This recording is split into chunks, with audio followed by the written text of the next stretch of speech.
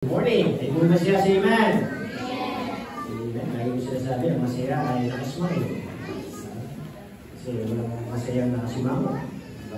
Dapat tayo maging masaya sapagkat tayo pinag-record sa buhay ng Diyos. So sige po, yung mga Sunday schooler natin, doon sila sa likuran. Ang ating tagapagturo. Sino magtuturo, sister? Rosan Zila. So Rosan Zila lang sa labas, ha?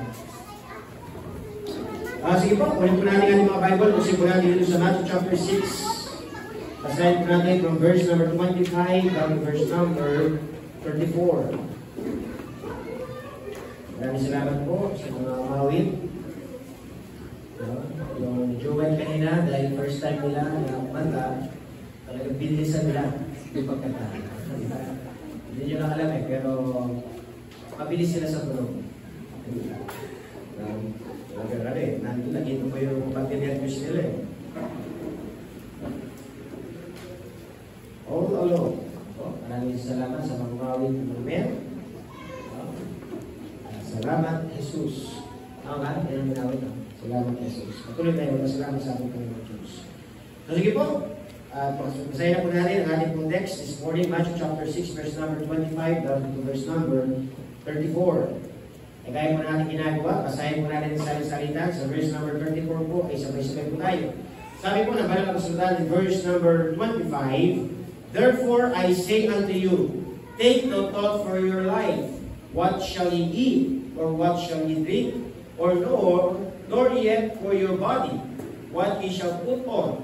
Is not the life more than meat, and the body than raiment? Verse number 26, kayo po, begin.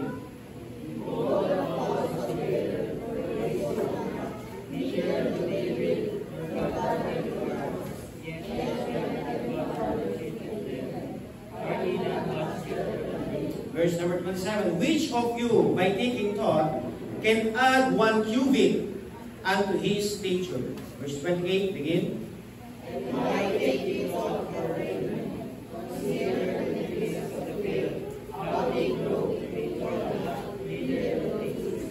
Verse 29, and yet I say unto you, that even Solomon in all his glory was not arrayed like one of these. Verse 30, begin. Wherefore I trust the Lord to cross of the field, which today is, and tomorrow is cast into the open. Shall he not touch your robe of you, O ye of the field? Verse 31, therefore take no thought of saying, what shall we eat, or what shall we drink, or whether shall we be clothed? Verse 32, begin. For after all these things do the Gentiles seek, for your heavenly Father knoweth that you have need of all these things. Verse number 33, verse, but seek ye first the kingdom of God, and his righteousness, and all these things shall be added unto you. Verse number 34, sabi ko tayo begin. Take therefore the thought for tomorrow, for the tomorrow shall take thought for the days of itself. Sufficient unto the day is the evil thereof. At lahat ng musulman ng langit. Maraming Diyos kita sa lahat. Kami po ay nagpupulit nagpapasalamat sa panibagong pangkakataon at pinagkala niyo po sa buhay ko ng bawat isa. Maraming salamat po Diyos sa mga winang ginawin. Awilin ng kapanigan. Huwag ko Diyos pagkakita ko ng aming mga pilit, mga posters, patuloy at ibalang pangalan ng pagtaas. Dalangin din po namin o Diyos. Sa oras po ito, hinilip po namin yung Santo Espiritu ng patuloy ng Diyos po sa aming pagkalimutan. I-comfort niyo po ang bawat isa. Yes, Lord, buhay po natin, maraming po ang pinagdadaanan. Minsan nag-isip po namin, ano po ang kakainin namin, ano ang aming gagawin bukas, ano ang aming pakinabang na makukuha. Pero nawa po Diyos, nagdagal pa po ng bawat isa at pagdagal na ng palataya sa inyo. Napatuloy magtiwala sa inyo ng mga salita. Kayo po mataas, ay pagpapatuloy sa oras po ito. Bless you po yung mga Sunday schooler, and yung silang panglahan, pagbabayan, and yung po yung tagapagturo, na sila po o Diyos ay patuloy na mahasa sa inyong pong gawain. Bless you po o Diyos, sa tuloy ko ng bawat isa, tabi niyo po sa inyong pong krus, at patuloy katagumpayan po kung ipagkaroon. At pagkaroon nilagin sa pangalan ng Jesus. Amen. Sige po, please be seated. So once again, good morning. Ay nagpapasalamat sa Diyos at tayo muli ng kasama-sama na maglingkod sa ating Panginoon Diyos na po. And today, ito po yung pinaka-last Sunday o last day po ng June. Tomorrow will be July 1. Na po, so ibig sabihin, nahati na po yung isang taon. Bukas po, pang number 7 na sa month. Na po, At tayo nagpapasalamat sa Diyos na pagkaman sabihin natin may kahirapan, marami tayong mga pinagdadaan at pagsubok, no po, karamdaman. Pero let us be reminded with this verse. No po, nasabi ng ating pag-aaral sa oras ito mga kapatid, ang ating pinaka-key verse, but seek ye first the kingdom of God and His righteousness, and all these things shall be added unto you. Na kailangan mo daw saliksikin, una ang Panginoon, unahin mo ang Diyos sa iyong buhay. No po, na ikaw muna maglingkod, gawin mo muna ang katwiran ng Panginoon, lahat ng bagay ay dadagdag sa iyo. Bakit kaya in-emphasize sa Panginoon mga kapatid na kailangan natin gawin ang mga bagay na ito? Sapagkat karamihan po ng mga tao, sila po'y nag-aalala. Tama po ba? Sabi nga po sa verse number 25. Brad, kung sa verse number 25. Sabi po sa verse number 25, therefore I say unto you, ito po ang pananalita ng Panginoong Yesus sa mga disipulo niya. Now po, take no thought for your life. What shall ye eat? Or what shall ye drink? Nor yet for your body, what ye shall put on?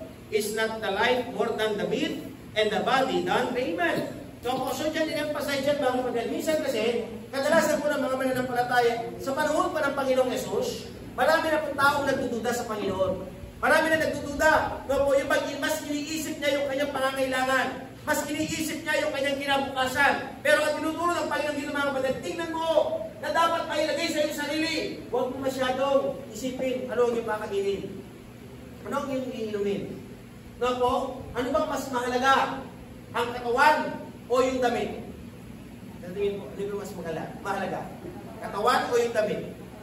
Para ganito yung in-emphasize sa Panginoon eh. Minsan sa buhay po ng mga tao, mas inaalala nila yung damit kaysa yung katawan. Na po, na yung katawan, ito yung pinaka-importante. Tama ba? Yung damit na susuot. Tama ba? Yung damit pantakip lang. Pero the main line is your body. Na po, kaya sabi dyan mga kapatid sa verse number 26, in-emphasize pa dyan mga kapatid, tignan mo, behold the fowls of the air. Tignan mo yung mga lumilipad sa hangin. Ba yung mga ibon, mga hayop? Na po, na ano sila? Na po, na sila, hindi naman sila nagtatanim. Diba? Pero, sila ay nabubuhay. Pinapakain sila ng Panginoon. Hindi ba kayo masigit sa mga ibon? Tama ba? Diba? Lagi ko na sinasabi sa inyo, meron kayo nabalitaan ibon na namamasada? Wala. Tama ba?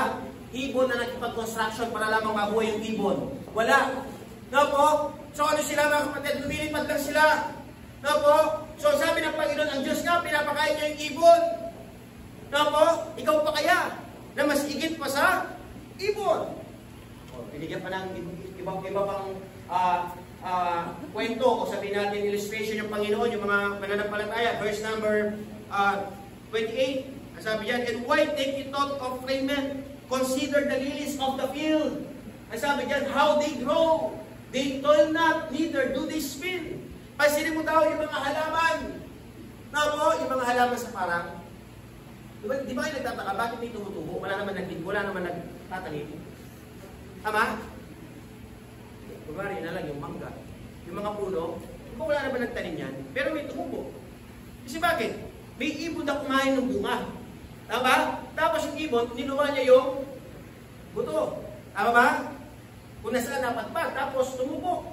Pero gusto ipasilin dito mga kapatid, wala naman talaga nag-alaga niyan eh. Tapos, na yan, lahat ng bagay na yan, pinahintulutan ng Panginoon. Na lumago, tumubo. Tapos, kaya sabi dyan mga kapatid, na kailangan sa buhay ng bawat isa, mas unahin natin ano ba talaga ang kailangan natin. Ano yung ano pinakakailangan natin? Ang Diyos. Ang gusto pong emphasize ng Panginoon dito mga kapatid sa verse na ito, na kung maging nga si King Solomon, sinabi dito si King Solomon, siya po yung pinakapantas na tao. Na po pinakamarunong. Pero ano nasabi niya sa kanya mga pananalita? Nakaptan niya lahat ng bagay. Naging sagana siya, marami siyang pera, maraming kayamanan, malalaki ang kanyang bahay. Pero ano niya po sinabi niya sa kanyang sarili? Lahat ay wala palang kwenta. Lahat pala ay walang halaga. Bakit? Kasi nga lahat ng bagay na meron ka, iiwan mo lang din. Tama ba? Kaya nga doon, makikita natin yung word under the sun. Pag sinabi natin under the sun, dito lang sa ibabaw ng lupa. Pero may in-emphasize din po doon mga kapatid, under the heaven. Anong ibig sabihin ng under the heaven? Ang ibig sabihin doon, yung ginawa mo para sa Panginoon, yun ang mananatili. Yung mga pakinabang na under the sun, sa mundo lang, hanggang dito lang. Kaya dapat tayo mga mananampalataya, mailagay sa ating kaunawaan. Kailangan ko palang unahin ng Diyos. Tama po ba? Inulit po dito mga kapatid, verse number 31. Tignan niyo po. Verse 31. Inulit na naman ng Panginoon sa mga mananampalataya, sa mga disipulo. Therefore, take no thought, saying, huwag niyo laging iniisip ito. Di ba? Nasabi dyan, what shall we eat? Or what shall we drink? Or whither shall we be clothed? Kasi nga, maraming tao nag-aalala. Pero nice ng Diyos, kailangan mo siya, kaya kailangan muna natin siya unahin. Kasi nga, ano ba talaga mas mahalaga? Pagkain? Opo, mahalaga ang pagkain. Pero sino nagbibigay ng pagkain? Ang Diyos. Tama ba? Minsan, ang dami natin hinihiling. Ang dami natin gusto makamit. Yan ang nasabi ng Panginoon. Karamihan ng mga tao, hindi nila alam sino ba yung pinaka-importante. No, po, kaya sabi sa verse number 33. Well, basahin nyo nga sabay-sabay. Verse 33. Ready, begin. Seek ye first the kingdom of God and His righteousness, all these things shall be added unto you. Ano sabi ng salita ng Diyos? Ano daw yung unang mong saliksik? But seek ye first. Ano yung unahin mo? Sarili? No. But seek ye first the kingdom of God. Unahin mo muna daw, hanapin ang kalooban ng Diyos. Ang kaharian ng Panginoon. Ano ba? At ang kanyang katuwiran, righteousness. Pag sinabi natin righteousness, katuwiran, kagustuhan ng Panginoon. Ano pa nga ng Diyos? And all these things shall be added unto you. Inuutosan po ng bawat mga mananampalatayang Panginoon. Unahin muna natin siya. Unahin muna natin siya. Nga po, kaya sa oras po ito, alala sa aming mga bisita, gusto ko po kayo marimayin na kailangan gawin natin ang Diyos na first. Making God our first. Ang tanong, Panginoon kaya ang Diyos sa inyo? First ba talaga siya o huli siya? Una ba talaga siya o list? Na po, kaya nga dito mga kapatid, hindi sa question to each of one of us na kailangan talagang unahin natin ang Panginoon. Alam niyo po ba mga kapatid, sa totoo lang, nasabi ng salita ng Diyos, John chapter 15 and verse number 5. Sige nga, Brad, buksan mo nga. John chapter 15 and verse number 5. Nasabi ng salita ng Diyos dyan, mga kapatid. Okay. Pagkikita po natin dito kung anong halaga natin. Minsan kasi maraming tao nagmamalaki, nagmamayabang. Pero ano po ba sinasabi ng salita ng Diyos? Ano ka ba sa harapan ng Diyos? No po, nasabi dyan mga kapatid, sige, basahin nyo nga, ready to begin? I am the vine, ye are the branches, he that abideth in me, I in him, the same bringeth forth much fruit, for without me ye can do nothing. Kung sige ba dyan nasabi ng Diyos, ako yung vine, kayo lang yung mga sanga. No po, at ang lahat na nasa sa akin, kayo ay mabumunga. No po, kaya nga din mga kapatid, na in-emphasize ng Diyos, for without me, ye can do nothing. Kung wala ang Diyos, wala ka. Kung wala ang Panginoon, wala kang halaga. No po, kaya lang yung sinasabi mga kapatid, tayo po, sino ba tayo para magmalaki sa Diyos? Sino ba tayo para magmayabang? Sino ba tayo para sabihin natin na i-achievera ang Diyos sa buhay natin? Sapagkat nasabi ng Diyos mga kapatid, wala ka naman kung wala ang Diyos. Kayo mga men, hindi kayo nagiging malakas dahil sa iyong sarili.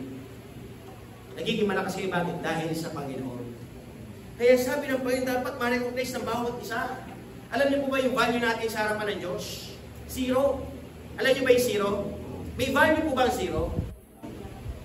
Boys. Isa yung mga boys, no? Nag-test sila. Nag-test. No? Kaso yung score niya, ginawang 2-0. Kabira. 2-0 yung sa kanya. 2 itlog. Hindi, 2 itlog lang ba? Hindi 3 itlog. No? Minsan ang yabang-yabang eh. Itlog lang pala. 0. No po, anong ipagmamalaki mo sa 0? Wala. Tama ba? Wala. Dapat may value. Pag sinabing may value, dapat may bilang. Tama ba? Minsan maraming tao ang yayabang. Para pag ganito eh. Kasi sige nga, mga boys, tayo nga kayo dito. Tayo nga pa. Tayo nga pa. Dito kayo. Pitingin pa kayo, kayo na nga pa tayo. Dito kayo, harap kayo dito. O yan, pogi number 1, pogi number 2. Yan, di ba? Ang value po nito, 0. Tama ba? Ito ang tao. Ano value niya? 0. 0. Tama ba? 0. 0. Pag sama-samahin mo to, ang tanong, may value ba yan? marami sila, anong value nila? Walang halaga, tama ba? Walang halaga. Kasi bakit? Ang value lang nila, zero. Maraming mga tao akala nila, hindi. Marami tayo. Di ba? Pwede tayo malaki. May bilang tayo. Pero sabi ng Diyos, ano bilang nyo? Kahit marami kayo sa paningin ko, ano kayo? Zero. Kailan nyo ba sa Bible, di ba nakasulat? Lahat ng tao patungo ng impyerno. Bakit? Dahil sa kasalanan. Nga po, kung imagine ang daming tao, patungo lang ng impyerno. Bakit? Dahil sa kasalanan. Pero, pwedeng mag-iba yung kwento. Tama ba? Na kapag ang tao ay nagsisi, na kapag ang tao ay lumapit ng katotohanan sa Panginoon, na kapag ang tao tinanggap niya si Kristo sa kanyang puso, ano magkakaroon sa kanyang buhay? Magkakaroon siya ng halaga. Tama ba? Bakit? Ano ba yung idinagdag? Ano yung idinagdag sa kanila? Panginoon, tama ba? Eh ano bang value ng Diyos?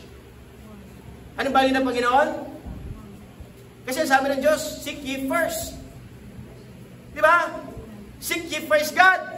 Put God first. Di ba nga, sabi nga sa inyo, rule number 1, put God first in your life. Unahin mo lagi ang Panginoon. So, anong value ng Diyos? 1. Di ba? O, kunwari lang po. Ako yung Panginoon number 1. Di ba kapag ako, andito ako, may value sila, tama ba? Kunwari ako yung huli. Huli ako. 0, 0, 0, 0, 0, 1. Tama ba? Minsan ganyan kasi ginagawa ng tao eh.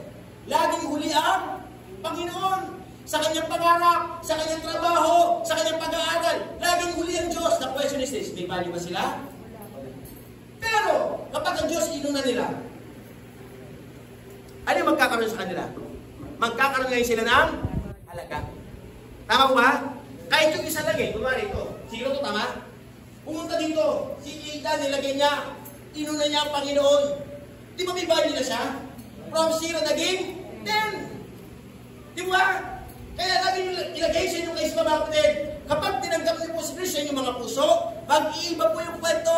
Dahil yung buhay mo patapon. Dahil yung buhay mo walang halaga. Bakit? Kasi nga malayo ka sa Diyos. Pero, nung tinanggap mo ang Panginoon, naging mahalaga ang buhay mo. Amen po ba?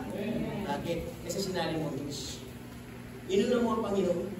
Tapos nandito ang kanyang kasama. Inuna ulit ang Diyos. Nako, nagkaroon ng value. Naging mahalaga. Inuna naman ang Panginoon. Naging mahalaga. Inuna naman ang Panginoon. Naging mahalaga. Hanggang ang buhay mo'y maging kapaki-pakinabang sa Panginoon. Ano pong gusto nyo? Maging kapaki-pakinabang inyong buhay sa Panginoon? O ang makinabang sa inyo sa Satanas? Mga boys, anong gusto nyo? Makinabang sa inyo, Panginoon, o makinabang sa inyo sa Satanas? Dapat sa buhay natin ang makinabang ang Diyos. Amen po ba? Ito, lagi ko na sinasabing illustration sa inyo. No po, for the sake sa ating mga visitors, maunawaan niyo po ang kalagahan ng paglalingkod. Maunawaan po, mga kapatid, ang buhay ng bawat isa. Kung ano ba ang kahalagaan na ikaw ay pupunta ng simbahan. Kahalagaan na ikaw ay lumalapit sa Panginoon sapagkat nga nagiging mahalaga ang buhay mo sa Panginoon. Kasi bakit? Inuuna mo siya eh. Brother Mark. No? Dito, welcome ka. Na po, lahat ng bawat isa, Nanay Julie. Na po, Sister Leslie, lahat, isa-isayin ko ang inyong mga pangalan. Lahat tayo ay welcome dito. Di ba nga, ang mundo, patapon tayo. Ang mundo, mga kapatid, yuyurakan ka, pagtatawanan ka, ida-down ka. Pero alam niyo ba sa Panginoon? Ang Panginoon gusto ko niyang itaas. Ang Panginoon gusto niya, kumapit ka sa Kanya. Di ba nga? Yung illustration ko kahapon sa Bible study, na kung ikaw mag-isa lang, may hirapan ka, pwede ka madapa eh. Pwede ka matapilok. Bakit? Kasi minsan ng tao, padalos-dalos. Minsan ng tao, mga kapatid, hindi na nag-iisip sa kanyang ginagawa. Pero, kapag ikaw ay natutong umawak sa Diyos, parang bata, nakahawak sa kanyang nanay. Naglalakad. Matumba man siya. Pero dahil nakahawak siya sa kanyang tatay, sa kanyang nanay, di ba di siya matutumba? Tama ba? Yun po ang kaibahan na tayo naglilingkod sa Diyos. Yun po ang kaibahan na tayo ay nagbibigay ng oras sa Panginoon. Anong ibig sabihin? Inuuna pa rin natin ang Diyos. Doon, dami natin pangangailangan. Di ba nga kung tatanungin ko, lalo itong mga nanay? Di ba? Minsan sabi ni tatay, sige, mag-budget ka dyan ha. Ano mag-budget? Wala ka naman binigay. Di ba? Budget without a budget? Mahirap yun. Di ba? Maglaga na kang bato kayo. Di ba? Kanya pala maglagay ang bato, magtindaya pala drugs. Di ba? Mamisaliya ka no, malita. Di ba? So, anong ibig sabihin mga kapatid? Yung bang tatanungin po, ang dami yung problema, ang dami yung pangangailangan. Kung isipin nyo yung pangangailangan, sabi ng salita ng Diyos, wala po kayo sa oras na ito. Tama ba? Mas gusto nyo pa magtrabaho. Mas gusto nyo pa maghanap buhay. Mas gusto nyo pa pumunta doon. Maghanap. Nga lang, ano nangyari? Nauhuli ang Diyos. Ang tanong, dahil nauhuli ang Panginoon, sa tingin nyo po ba, naging kapag-ipakinabang ba ang inyong buhay? Yes, nag-iisip ka nga ng paraan. Opo, Pastor, di ba sabi ng Panginoon, dapat huwag tayo maging tamad? Dapat nag-iisip tayo anong gagawin natin, anong kakainin natin. Pero alam niyo po ba, iba? Ang kanais mo na ng Panginoon, iuna mo muna siya. Ipakita mo muna importante siya. Ipakita mo muna na mahalaga siya. Na po, kaya sabi ng Panginoon sa buhay mo ng bawat isa, una ba talaga ang Diyos? Ginagawa mo ba talaga siyang first sa buhay mo? O laging huli ang Panginoon? Na po, maraming salamat. May Diyos na nagmahal. Inuulit ko mga kapatid, dati wala tayong value. Dito lang ang Diyos. Lahat yan zero. Walang halaga. Tatapon ng buhay. Magulo. Na po, pero buti na lang, may Panginoon na nagmahal. May Panginoon na nagbigay ng pag-asa sa akin. May Panginoon na nagbigay ng liwanag. Ngayon nakikita na natin ang katotohanan. Nalalaman na natin kung ano dapat natin gawin. Kaya ang sabi ng Diyos, dapat patuloy natin pakinggan ang nais ng Panginoon sa buhay po natin. Amen po ba? No po? Okay, Brad. Maraming salamat. No? Kaya sa buhay natin mga kapatid, making God our first. It is a reminder for us. Why? Because a lot of times, hindi unang Diyos. No po? Laging uli ang Panginoon. Minsan nakala ng tao, yung bang kapag nagkatrabaho siya, imbis na sabihin natin maglingkod sa Diyos. Na po, alam niyo ba yung paglilingkod, hindi naman mahaba? Tama ba? Mas mahaba pa nga yung pagtulog mo eh. Kita ka kayo pagkaran mo, kasat-kasat ka. Diba? Biling ka rin, mahaba yung oras mo pa rin. Diba? Napakaba ng oras mo, pero sa paglilingkod mo sa Panginoon, konting oras lang. Pero minsan maraming tao pinagdadamot pa. No po? Kaya ang sabi ng Diyos, kung talaga mahalaga ako sa iyo, ipagkita mo naman. No po? Kaya sabi ng ating message, making God our first. Gawin mo ang Diyos na una. Una sa lahat. Alam mo ba? Una sa lahat. Yung misis ko, hindi naman una yun sa atin eh. Una ang Diyos, pangalawa siya. Kasi bakit? Sino ba nagbigay ng asawa? Ang Diyos. Tao ba? Dapat laging unang Diyos. Sa lahat ng bagay, unahin mo ang Panginoon. Ano man ang iyong suliranin, ano man ang iyong dinadanas, may pagsubok ka, may problema ka, unahin mo muna ang Panginoon. Ako, yung iba nangangarap. Gusto ko makapag-abroad. Gusto ko makapagtrabaho. Unahin mo muna ang Diyos. Ibibigay ng Panginoon yung tama para sa iyo. Alam mo ba? Tamang plano, tamang layunin. Minsan tayo kinakabahan sa mga karamdaman na meron tayo. Nako, nakapag-7 lupa, ay, mati na ako yata. Hindi ka din nabigay, ay, mati na ako yata. Di ba? Yung tao, di ba, kapag may nararamdaman siya, kinakabahan na siya. Tama ba? Sino ba naman po yung hindi kakabahan? Kakabahan ka talaga. Kaya lang, ang sabi ng Diyos, karamihan ng mga tao, yung bang natatakot sila. Bakit sila natatakot? Ang sabi ng Diyos, bakit ka natatakot? Pwede mo ba dagdagan ng isang siko ang buhay mo? Diba? Pasinin nyo mga kapatid, dito sa chapter 6, Matthew chapter 6 and verse number 27. Matthew chapter 6 verse number 27. Basahin mo nga, Brad. Sige nga. Buksan mo nga. Matthew chapter 6 and verse number 27. May sinabi sa salita ng Diyos dito eh. Nga po? Matthew. Ganyan, Brad, yan. Matthew chapter 6 verse number 27. Minsan kasi maraming tao, gulong-gulo na. Hindi na alam yung gagawin. No po? Dahil kami pagsubok. Pero pasinin nyo mga kapatid, sabi ng salita ng Diyos dito, sige nga, masahin nyo, nalinigin.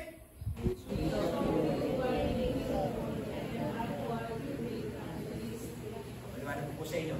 No po? Sino man sa inyo, sabi nyo, nag-iisip na pwede nyo dagdagan ng isang kubit. No? Isang siko. Ang buhay mo. Di ba? Kung ikaw ay nagiging balisa, alala ka. Lagi mong iniisip yung karamdaman mo. Ang tanong, maraming ba ng isang siko yung buhay mo? May pagbabago ba? Wala. Tao ba? Maraming tao yung bamisan, nagde-nervyos, nag-iisip, Diba? Ano yung sakit? Ito, may mulit yun. Diba? May depression. May mulayin eh. Diba? Ano ba yan? At yung gera keng, diba? Kasi hindi mga ganyan eh, yung tinatawag na may nervous breakdown. Diba? Napapalitala, may gera na sa China. Ay, pinag-gera, mamulayin eh. Maning Caldero, lagyan ng bundok na. Diba? Yung bang agad nag-aalala, bakit hindi natin ipagkatiwala ang ating buhay sa Diyos? Bakit hindi natin ipagkatiwala ang ating kinabukasan sa Panginoon? Diba? Ang sabi nga ni Apostle Paul, kung mabuhay tayo para sa Panginoon. Kung mamatay, mamatay tayo para sa Panginoon. Di ba? Kaya sabi ng Diyos, kapatid, ako po, bilang lingkod po ng Panginoon, in-encourage ko po ang bawat sa mabuhay tayo para sa Diyos. Mamatay tayo para sa Panginoon. Yung mamatay kami, ginagawa sa Kanya. Kasi nga lahat naman tayo ay mamamatay. Kaya dapat ano kailangan natin gawin? Ibigay natin ang buong pagtitiwala sa Panginoon. Tapos, sabi nito, many people put other things first. Maraming mga tao, mas inuuna nila yung iba. Anong inuuna nila? Trabaho. Anong inuuna nila? Yung profession nila. Yung career nila. Laging uli ang Diyos, Lord, kaya ka muna ha. Uunahin muna yung pangarap ko. Unahin muna yung job ko, yung gusto kong makamit na trabaho. Eh, tanong, sino ba pwede mag-provide ng trabaho? Di ba ang Diyos? Alam niyo po ba, sa ibang gawain, hindi inuuna ang posisyon sa trabaho. Ano pong inuuna ang Diyos? Alam niyo ba sa simbahan? Sa simbahan sa totoong simbahan, walang doktor-doktor. Walang engineer dito. Lahat ang tawag dito, Brad. Tama? Hindi ina-address ko engineer. Diba? Pagdating sa church, ay, attorney! Ito pa, attorney! Hindi. Pagdating sa church, mga kapatid, ang tawagan natin, brothers and sisters. Bakit? Ano yung pinapatunayan natin? Tayong lahat ay magkakapatid. Tayong lahat ay magkakapamilya. Tama ba? Kasi minsan yung iba, after sa title. Alam niyo ba yung title? Di ba? Bisa kasi yung tao, mayabang sa title. Nga po, kunwari, dumating yung title, architect. Architect, Joyce. Saan si Joyce? Di ba? Engineer. Pilot. Ano? O kaya police. Police Anthony. Police Anthony. Di ba? O kaya sundalo. Kernel. Alam niyo ba, inulit mga pagkakas sa simbahan, walang kernel dito. Lahat pantay-pantay. Alam niyo nga mga kapatid, sa mga big church, sa Manila, na po, yung doktor, nagmamap lang sa banyo. Yung attorney, nagwawalis sa church. Na po, alam niyo ba yung engineer, yung architect, nagbubuhat ng semento sa church. Kasi nga mga kapatid, hindi after ang Diyos sa title. After ang Diyos, handa ka ba maglingkod? Handa ka ba gumawa? Handa ka ba magsakripisyo?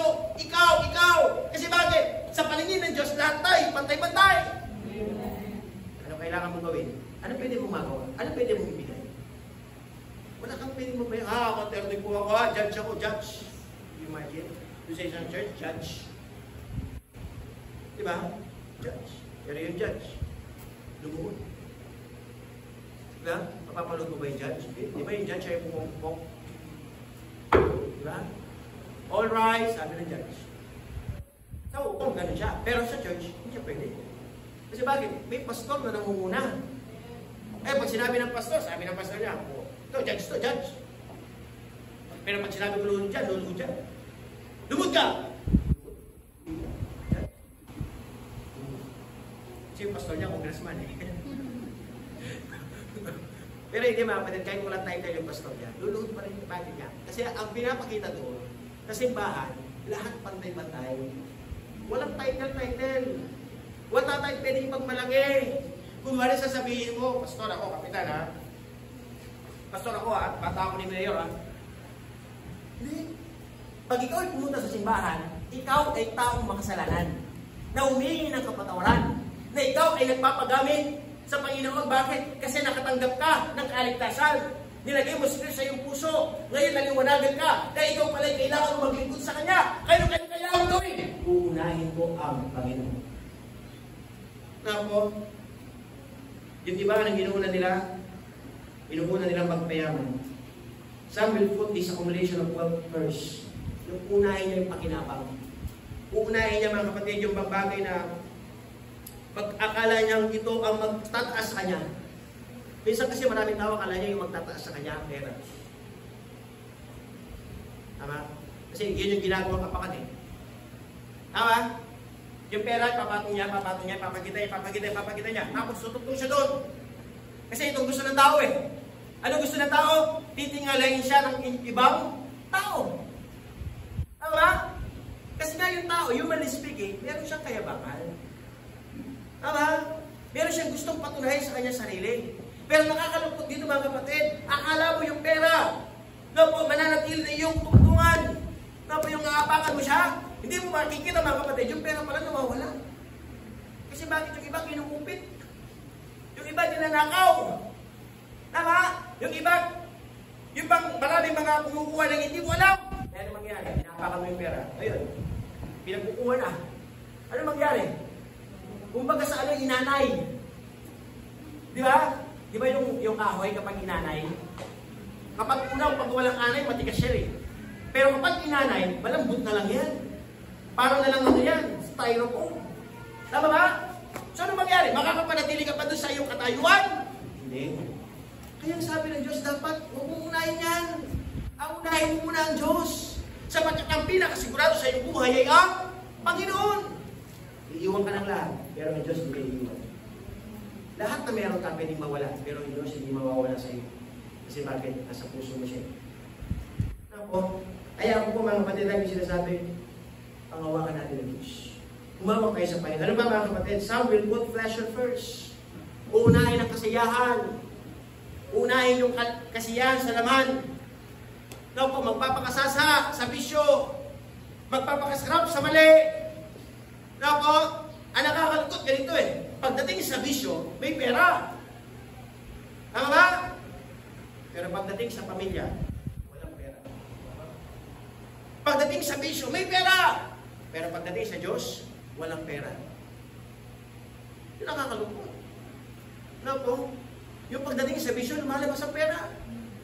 Pero pagdating sa ibang bagay sa Panginoon, sa mga mahalaga, walang pera. Ito yung malungkot. Kasi bakit? Nagiging mali. No po, mas inuuna ang kasiyahan. Nakakalungkot ito. Pagdating sa sugal, may pera, lumalabas. Okay lang kahit mangutang. Basta lang masiyahan siya. Tama? Pero pagdating sa pangangailangan, sa totoong pangangailangan, walang pera. Hindi makagawa ng paraan. Lalong-lalo na pagdating sa Panginoon. Na po, hindi makagawa ng paraan. Ay, Panginoon, wala akong pera. Pero dumating lang si kumari, kahit namang utang. Ay, pakutangan mo pa. Pangkalina kang kumari, baka tatin mo nga pang mayapang. Kung sabihan na mahirap. Kung sabihan na lang kami mulaw. Meron na kami utang, baka tatin ka papakan. Para meron kang ipakain. Tapos sabi ng kumari, Mars, hindi may hatang kanyaman ng ulam. Would you imagine? Na pagkaalis niya, nagsarap pa siya. Binahalog pa niya, hindi daw masarap. O pagkatapos niya, nagmayabang ka sa tao, o yun, pagdudusan mo, nangutang ka eh. Di ba? Alam mo, gusto ko yung pasin, pagdating sa ibang paraan, gumagawa ka ng paraan. Sa ibang bagay, gumagawa ka ng paraan. Pero pagdating sa Panginoon, pero parang walang paraan.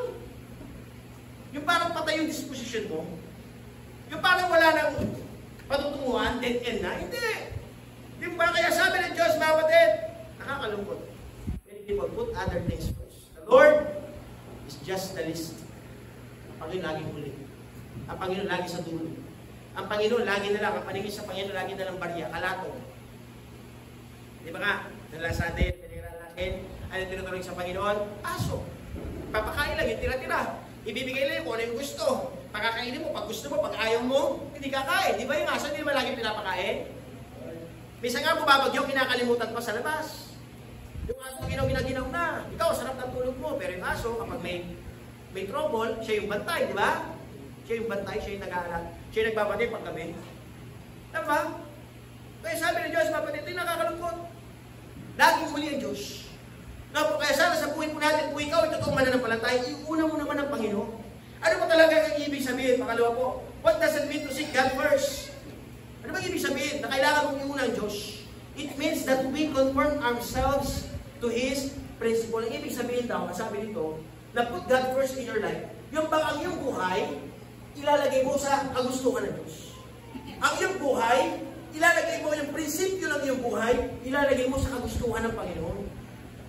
Na po, na kailangan dito natin pag-ukutan ang ating buhay, ang kasabihan, ang kailangan nating sundin sa ating mga buhay. Ano ba mga kapatid? It means we are serving in His kingdom. Ito ang ibig sabihin na inuna mong Diyos. Naglilingkod ka para sa Kanyang kapurihan. Ako, diba nakakatuwa kapag may mga nanay sasama sa sabihin, Pastor, sama po kami sa Bible study. Pastor, tutulog po kami ng bata. Yun nakakatuwa eh. Ano yung ibig sabihin? Yung ba may mga mananampalataya na gustong magbigay ng oras, magsakripisyo, para sila ay maglingkod din sa Panginoon. Kasi nga tayo lahat ay tagapaglingkod sa Diyos. Hindi lang si Pastor. Diba sasabihin ng mga men, Pastor, ikaw lang yung may trabaho. Hindi. Tayo lahat. Kaya nga dito, mga kapatid, lahat tayo ay servant. Kanino tayo servant? Servant ng Diyos. Kasi nga dalawa lang yun eh. Kung hindi ka servant of Satan, servant of devil, ikaw ay servant sa Diyos. Kaya ikaw mamili ka. Sino? Kanino ka magpapalipin? Kay Satanas o sa Diyos? Mas gusto mo na sa Diyos. Amen? Kasi alam mo yung ginagawa mo, someday may reward. Kasi alam mo yung ginagawa mo sa Panginoon, hindi kakalimutan ng Diyos. No po? Kasi alam mo mga kapatid, yung bawat na paggawa mo sa Kanya, gagantihan ng Panginoon. Kasi nga sabi ng Panginoon, kung paano sinukat ang Diyos, doon ka rin niya susukatin. Kayo, gano'ng malaki ang Diyos sa buhay? Ganito lang pala. Natuldok lang ba ang Diyos? O, dinitignan mo, Diyos talaga, napakalaki. Di ba? Napakalaki niya. Kasi, lahat ng bagay kaya niya. Na po, kaya sa buhay natin mga kapatid, let us put God first in our life.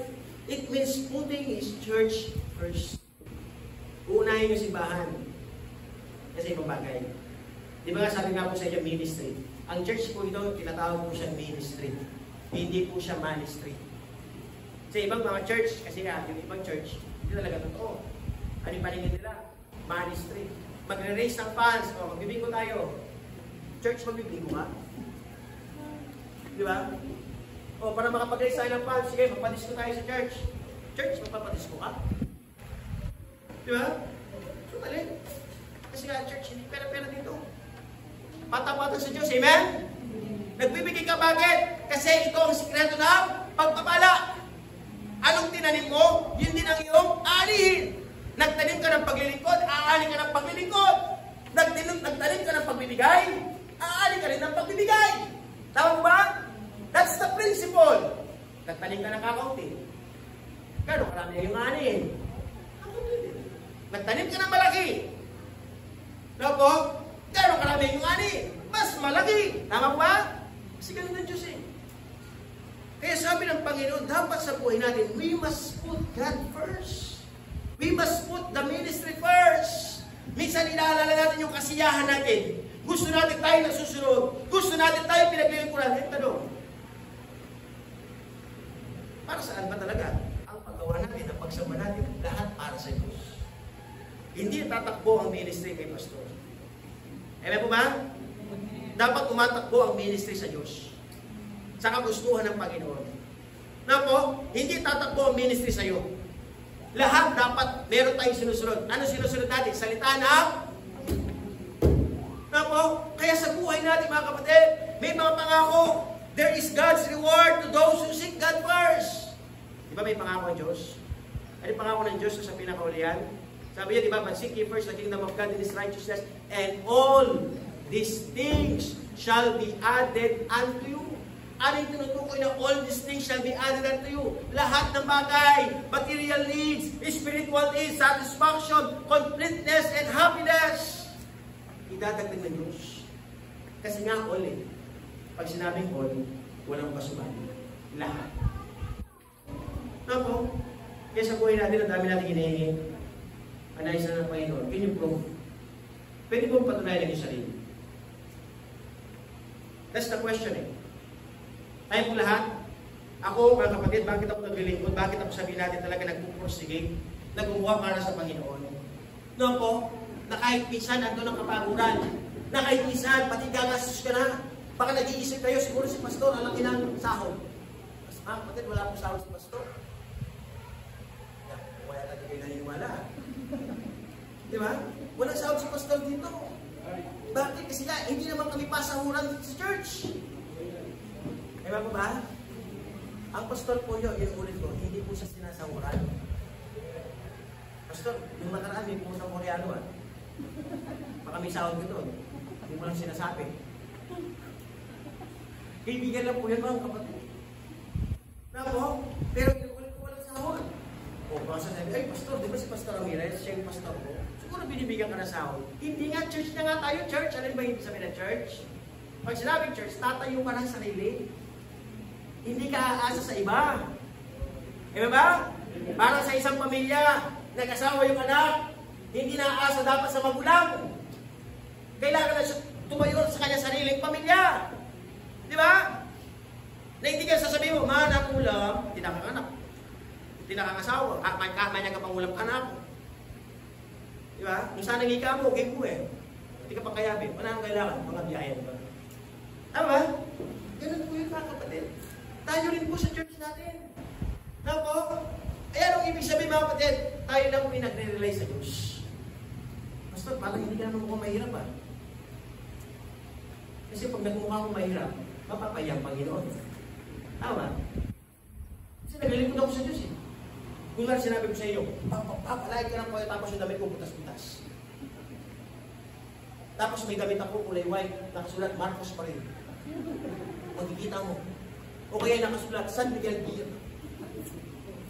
Si Pastor wala pang bili ng damit. Diba? Paano mapapatunayan ng Diyos ay makapangyarihan? Paano mapapatunayan ng Diyos ay mapagmahal?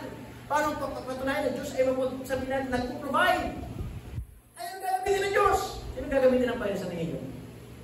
Di ba gagamitin ng Diyos yung mga members? Ano nyo ba? Bakit nagpo-provide yung mga pangailangan? Sino ginagamit ng Diyos? Mga member! Mga member na nagmamahal! Mga member na nagpo-provide! Di ba? Kasi ba? Bakit mga kapatid? Kasi nakikita yung pangangailangan. Nga po kaya sa buhay natin, there is a blessing. At yun nga, mga kapatid, di ba? Meron naman tayong pakainan. Meron tayong kalakasan. Meron tayong mga abilidad. Pwede natin gamitin para pag-provide ng ating pangangailangan. Kaya sabi ng Diyos sa buhay natin, God can provide. Di ba nga, ano sabi ng salita ng Diyos? Philippians chapter 4 and verse 19, but my God shall supply all your needs according to His riches of His glory. Diba? Lahat mong provide ng Diyos. Lahat ibibigay ng Panginoon. Ano nais na natin gawin? Iuna ng Diyos. Patunayan mo muna dahil mo siya kamahal. Patunayan mo muna gaano ka-importante ang Diyos. Patunayan muna natin gaano kahalaga ang Panginoon sa inyong mga buhay. Kaya sa oras na ito kayo, napapatunayan niyo kung mahalaga ang Diyos. O tanungin po kayo ulit, mahalaga ba ang Panginoon sa buhay niyo? Kung mahalaga ang Panginoon sa buhay niyo, sana po pagpatuloy na maglingkod. Lagi niyong ilagay sa inyong kaisipan, hindi mawawalan ng Diyos kung hindi ka na maglingkod. Sa tingin niyo ba mawawalan ng Diyos kung hindi ka naglingkod? Kunwari ako, nagmalaki ako, nagmayabang ako, ay, hindi na ako magsasimba. Hindi na ako papastor, bahala na yung mga taga San Manuel. Matitigas din ang mga ulo. Pwede ba ako magpalaki? Pwede ako palitan ng Diyos eh. Tama? Bukas nga lang, pwede ako palitan eh. Kung hindi na ako maglilingkod. Kasi bakit? Hindi nga umiikot ang gawain dahil lamang sa akin. Amen? Gawain ko ng Panginoon. Ganon din ikaw. Napo, minsan kasi may mga members na dumarating po ito, nagmamalaki, nagmamayabang.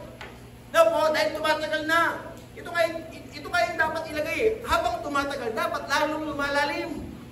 Di ba? Hindi habang tumatagal, lalong bumababaw. Hindi ganun. Di ba?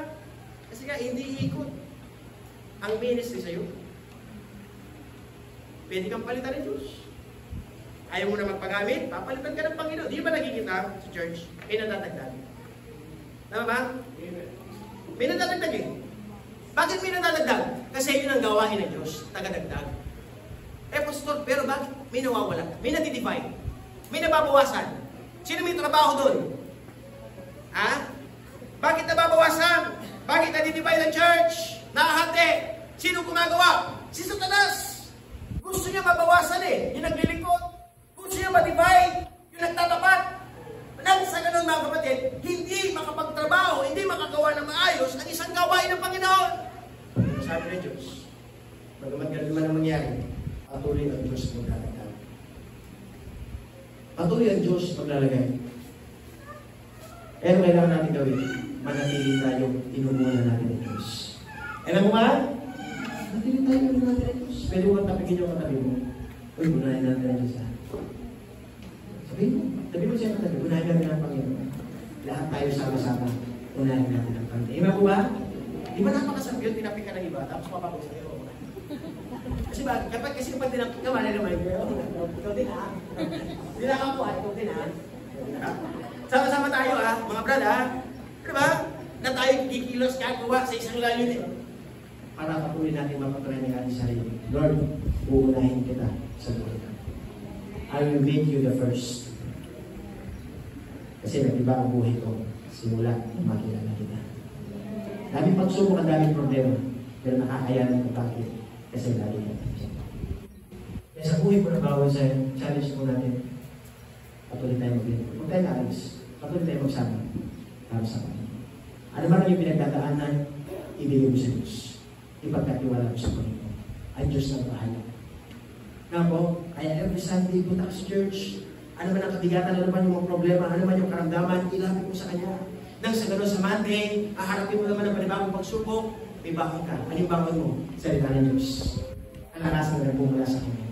Kaya sana po, pagpatuloy natin ang ating Panginoon. Tayo lahat dito kayo. So sa please.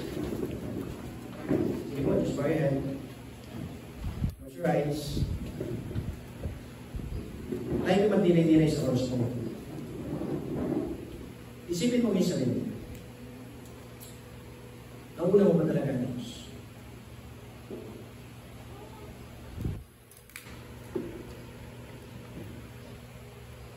Isipin mo yung sarili.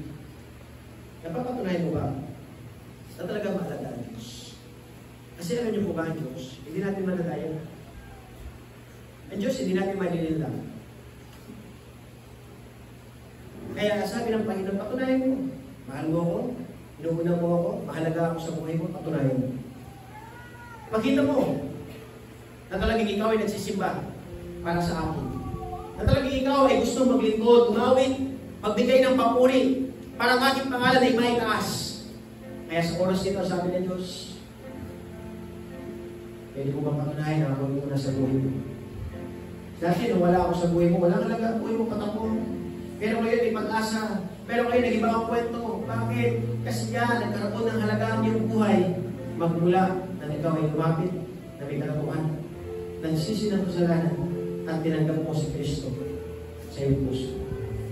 Sa oras po ito, pwede mo bang patunayan, pwede mo na po Diyos sa pamagitan ng paglapit dito sa harapan. Hindi ka lalapit dahil lumapit ang tabi mo. Lumapit ka dahil gusto mo patunayan ng isa rin. Patunayan mo nga sa sarili. Unahin kita. Lalapit mo nga sa sarili. Lord, dami kong problema. Stress na stress ako. Minsan nakala ko, hopeless na ako, wala na akong pag-asa. Minsan nakala ko, wala na akong magagawa. Pero dahil unahin kita, alam ko, may magagawa ako. Kasi magiging mahalaga ang buhay ko dahil kasama kita. Sabi ng Panginoon, magiging mahalaga ang buhay ko. Kasama ko ako. Kaya huwag kang matakot, huwag kang mangamba. Huwag kang panghinaan ng loob. Magpakatatag ka. At sabi ng Panginoon, be of good courage. Kung nakakaranas ka ng pagsubok sa iyong pamilya, magpakatatag ka, sabi ng Diyos. Ito ang aking salita, basahin mo, panghawakan mo, patuloy mong intindihin ang kagustuhan ko sa iyong buhay. Kaya sa oras po ito, ilapit ko lahat ng kabigatan. Ang Diyos ay excited, mapakinggan na ito. Sabihin mo sa Panginoon, Lord, tulungan mo rin niyo ako, Lord. Ganito po ang pangangailangan ko, Lord. Sabihin mo sa Panginoon. Huwag mo ikahiya. Ang Diyos excited. Ang Diyos gusto niya mapakinggan ang iyong tinig. Kaya sabi ng Panginoon, ibigin natin sa Kanya. Ibigin natin sa Kanya sapagkat may magagawa ang Diyos. May magagawa ang Diyos. Ang Diyos na ating pinaglilingkuran ay buhay na Diyos. Ang Diyos na ating pinaglilingkuran ay Diyos na makapagin. Kaya nais na natin gawin patunayan ang ating sarili na talagang tayo ay totoo. Totoong lumalapit.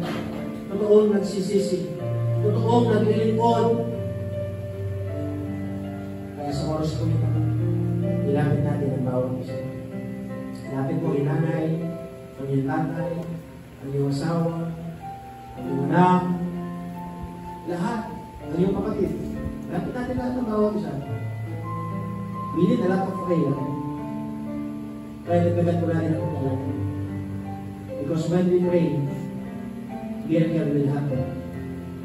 Miracle will happen. Because we have a God of miracles. Naman namin Diyos, nag-iila sa lahat. Kami po, O Diyos, ay nagpupulit na nagpapasalamat. Napatuloy niyo po mga salita. Ay nakakalit po sa akin ng mga na nagpapaalala po ang Diyos na kailangan po namin kayo patuloy na unahin. Minsan, dumarating po sa mga isipan, bawang isang pag-alala, pag-iisip, ano gagawin, paano na, kaya tawa ko Diyos, nagdagan po namin ang aming pananampalataya, at nagdagan po namin ang aming pagtitiwala. Patuloy ang mga napapakinggan po namin mga salita po ninyo, yan ay amin po ito sa buhay. Na hindi lamang po basta pinapakinggan, kung hindi, O Diyos, na po'y magiging kalakasan, katatagan sa bawat hamon po ng aming mga buhay. Kaya Lord, nilalapit ko po, O Diyos, ang buhay po ng bawat isa. Kayo po mauna, kayo po kumilos, O Diyos, kayo po mag-comfort, kayo po magbigay ng liwanag, kalakasan, at pag-asa, sapagkat alam po namin na kayo Diyos na buhay. Bless you po, Diyos, ang bawat family. Mga nanay, tatay, lolo't lola, patuloy niyo po bigyan ng kalakasan, kagalingan sa kanilang mga kanilang. Patuloy niyo po silang tulungan sa kanilang mga trabaho, sa kanilang mga business. Lord, pailabuhin niyo po, O Diyos. Yung mga walang trabaho, bigyan niyo po ng trabaho. Mga young professionals, maraming po rin po, O Diyos. Huwag niyo silang pangunahin, bigyan ng mga trabaho, makatulong sa kanilang pamilya. Mga young people, maiwasan po, kanigasan ng ulo, maiwasan ng masamang bisyo. Sana po patuloy sila maglingkod, matutong makinig, bigyan ng pangulungan sa kanilang pag-aaral. Lord, nilalapit ko po Diyos, bawat isa. Sana po, patuloy po kami magsama. Sa isang layunin, na kayo aming purihin. Pasalamatan, dakilain sa aming mga buhay. Kaya Lord, alam po namin, may magagawa po kayo sa aming mga buhay. Kaya Lord, patuloy pinagkakatiwala po namin ang aming bukas sa inyo. Nadalangin po, Diyos, makita niyo po kami na totoo. Napatunayan niyo po sa aming mga sarili at kami talagang tapat. Totoong naglilingkod, totoong lumalapit, sapagkat alam po namin na kayo ang kasagutan, na kayo ang kailangan sa aming mga buhay. Kaya Lord, lahat po, ang mga bagay po namin ito, na aming po binili, na binabalik po namin, hingin sa natalis, sa pangalan po ng aming Panginoong Jesus. Amen and amen. Amen. Good morning.